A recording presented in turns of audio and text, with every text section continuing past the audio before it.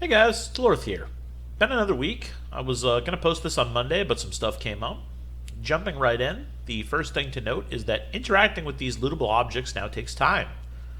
Not only that, but moving while looting cancels the looting and forces you to start over.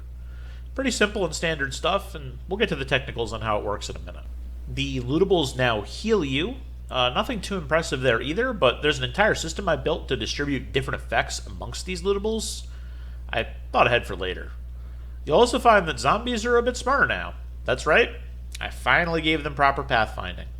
Besides doing some clever optimizations, this was actually mostly handled by the Godot engine's baked-in navigation system. I'll show you how that's set up later. Speaking of optimizations, when I first introduced the new pathfinding, it tanked my frame rate every time zombies spawned in large numbers, which isn't good since I'm running a machine that was top of the line like 2 years ago. I'll talk about how I fixed that issue shortly. The last thing to note before we wrap up the gameplay segment is, since fast zombies now pathfind around slow zombies and putting yourself in dead-end buildings is now part of the gameplay loop, the game is pretty hard now. It's entirely possible that there's still performance issues once zombies hit critical mass, but I've never lived long enough to actually see that. We're going to need to make some changes to make the game a little bit more beatable later, but that's for another time. So, technicals. Firstly, pathfinding, because it's one of the more interesting things. I've looked into it. Unity doesn't seem to have feature parity here for 2D games unless you download a library. I could be wrong. Unity's been popular so long that the videos I saw were a few years old. That aside, the way pathfinding works is that there's a navigation layer on the tile map, which needs to be applied to the tiles themselves. There's a lot of small steps involved, and there are great videos out there that explain it better than I can here. And then you need to give your AI-controlled characters a nav agent node to work with.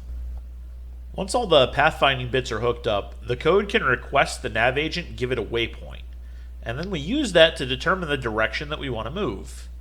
What I've done here for optimization is twofold.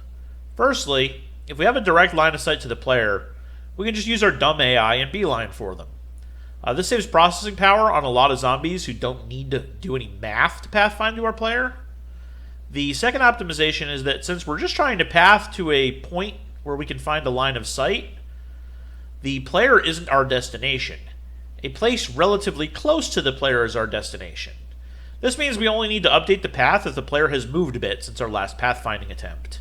So, now you know how zombies find their way around obstacles. Let's talk briefly about searching through what's supposed to be shelves. Yes, they're shelves. Why do you ask? Jokes aside, we have 3 new functions. One for interaction starting, one for ending, and one for completing it. Completing it also counts as ending it, and ending it is basically the cleanup section. We attach the end function to an event that fires when the player moves, so we can cancel searching if the player doesn't stand still. There's also the system of distributing the non-existent loot.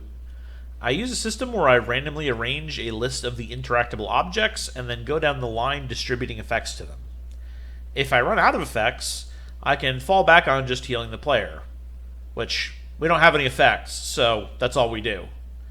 I've got a couple of other little ideas for this system for minor improvements, but I've kind of already built the carriage before the horse.